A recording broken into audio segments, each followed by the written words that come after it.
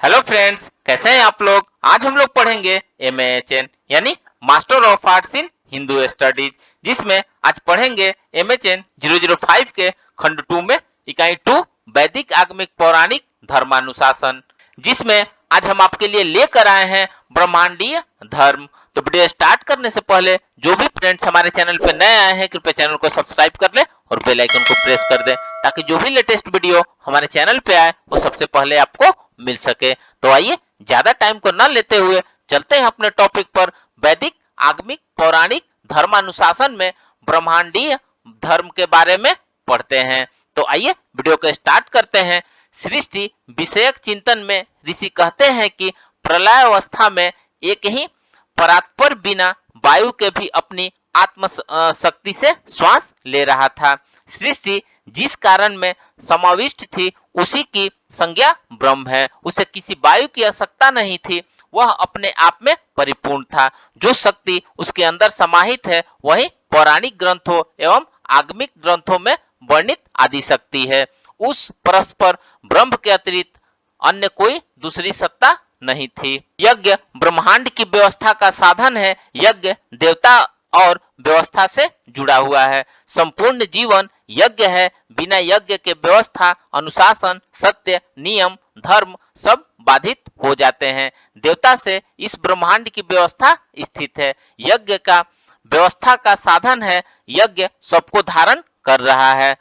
समस्त भी प्रजापति का ही रूप है, क्योंकि इसी में संपूर्ण कर्म संपादित होते हैं। अयन ऋतु मास पक्ष दिन रात आदि भी संवत्सर में ही प्रतिष्ठित है। संवत्सर की ऋतु ही उस संवत्सर सत्र की सामग्री बन जाती है, जिसका उल्लेख मंत्र दृष्टा ऋषि ऋग्वेद में करते हैं। यही प्रकृति मूल यज्ञ है। सृष्टि में यज्ञ बसंत ऋतु घी है, ग्रीष्म समिधा है, शरद हवि अर्थात द्रव्य है। यज्ञ शाश्वत यज्ञ है, समाप्तहीन यज्ञ है। इसी से पृथ्वी पर प्राणी और वनस्पतियों की उत्पत्ति होती है। यज्ञ परमेश्वर रूप है, उसी में ही सबकी आहूत हो रही है। जन्म मरण अर्थात उत्पन्न और विनाश सभी का होता है, यही शाश्वत यज्ञ है। दाज्य अन्य अन्न कहते हैं कि ऋग्वेद के पुरुष सूक्त के 8वें मंत्र पद आया है, उसका अर्थ सतपथ ब्राह्मण में अन्न किया गया है। वेद जिस तत्व का वर्णन करता है उस देव तत्व की संज्ञा वेद है। ब्राह्मण ग्रंथ उन्हीं तत्वों का व्याख्यान करते हैं। तैतरीय उपनिषद में कहा गया है कि प्राणियों की उत्पत्ति होती है, उसी से बढ़ते हैं और उसी अन्न में प्रविष्ट होते हैं। प्राण अपान प्रिस दाज्य है।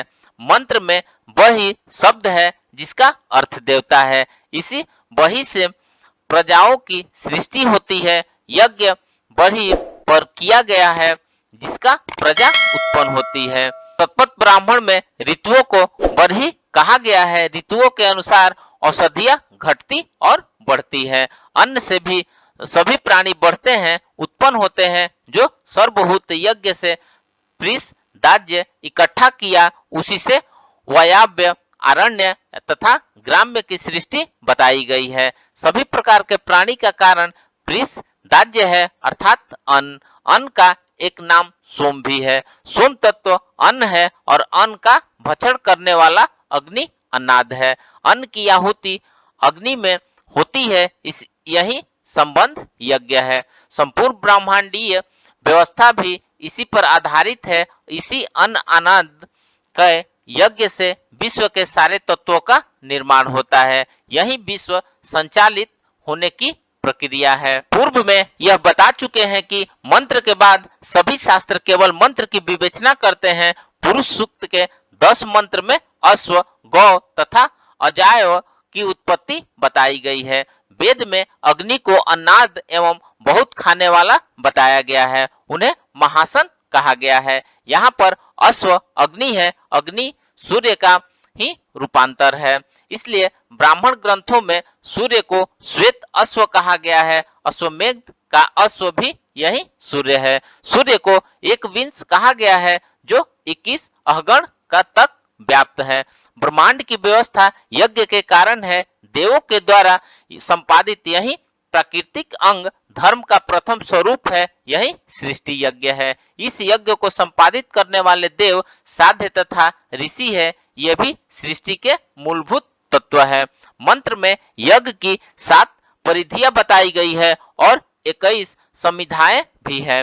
परिधि का अभिप्राय 7 लोक से है। परिधि यज्ञ वेदी की सीमा को कहते हैं। संवत्सर के 12 महीने, 5 ऋतुएं, 3 लोक तथा आदित्य से ये यज्ञ की 21 संविधाएं हैं। इसी यज्ञ से यज्ञ का संपादन होता है। तो फ्रेंड्स, इस प्रकार से आज हमने वैदिक, आगमिक, पौराणिक धर्मानुशासन में ब्रह्मांडीय धर्म के बारे में पढ़ा। तो मिलते हैं एक नए वीडियो के साथ में, तब तक से हमारे चैनल पे बने रहिए। धन्यवाद।